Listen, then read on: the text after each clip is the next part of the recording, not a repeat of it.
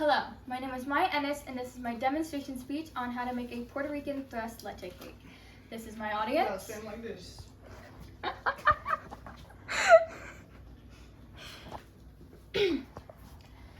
Now, off camera, I already whipped up my eggs and my sugar. So now we are going to add in our vanilla and our egg. And while I do this, the egg yolks. And while I do this, I'm going to tell you why I chose to do this in the first place. At first, I wanted to make rice pudding or a tiramisu or flan, but I ultimately decided on making a thrust leche cake.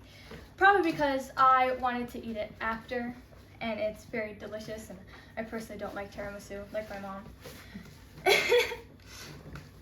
But after you mix that, then you're going to want to put in your egg yolks and then mix that together. Now, beforehand, you're going to want to sift your flour and, of course, your baking powder. But I did that already, and my flour was already pre-sifted. So what you're going to want to do is alternately, I think that's what you say it, you just put your flour first, and then you put in your milk, and you're going to want to end with your flour. That's the preferred way. Now, I want to tell you some of the origin of the thrust leche cake. I'm positive, and most people are, we believe that it was inspired by England in a while ago. Inspired by them because they used to drench their stale bread and cakes in milk. And I believe that we were inspired into making the thrust leche cake with that. Now, as you can see, you're gonna keep mixing it until it's properly cooperative. Of course, this is a little messy if you are using a spatula. It's kind of preferred to use a hand mixer, but I will not be doing that. So you're gonna keep mixing. I just used up the rest of the milk, meaning I'm going to use the rest of the flour now. You're gonna keep mixing it until properly combined. That was funny. The perks of actually hand mixing. Gets a little messy. Okay. Now that that is fully combined, you are going to want to butter your pan. I unfortunately got flour on it though. You want to butter your pan so it doesn't stick into the pan and it comes off.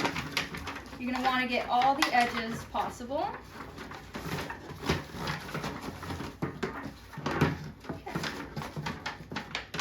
I ruined that by accident. And then you're going to pour in your batter. Make sure it's fully into the pan. You don't want like half of the batter on one side and the other half not. Like right there. And then you're gonna want to put it into your oven at 350 for 25 minutes. Now, while that is in the oven, you're gonna want to make your milk mixture, which is whole milk, condensed milk, and condensate milk? Condensed milk, condensate milk. Forgetting something here, but we're gonna go that. Sweet condensed milk. Oh, sweet condensed milk, thank you, my audience member. And you're gonna mix it up, preferably in a blender, but I hand mixed it until it's completely combined.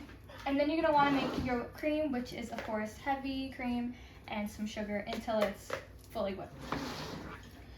Now, I already pre-baked my other cake, and you're gonna want to stab it with a fork or a knife. It depends on what you wanna do.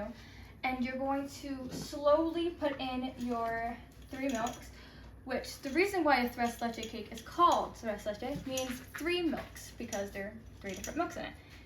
So you're gonna slowly put it in until the milk is completely absorbed. I'm gonna do it this way because there's no way I'm putting the entire bowl in here.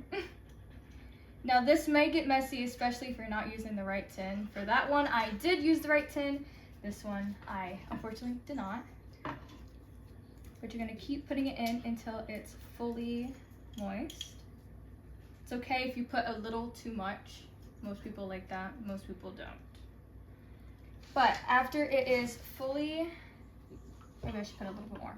As soon as it's fully covered in milk, you're going to want to actually chill that for about an hour or two beforehand, and then you're gonna want to put in your whipped cream. Now, tres leche cakes are traditionally for celebrations like a birthday or a graduation, or maybe even a wedding. Most restaurants also sell them because they're a good way to end dinner. And you can also make it with fruits, different flavors like strawberry and pumpkin. I used to make it for Thanksgiving, maybe pumpkin or, carrot flavored. But that is how you make a tres leche, Puerto Rican style. This is my audience.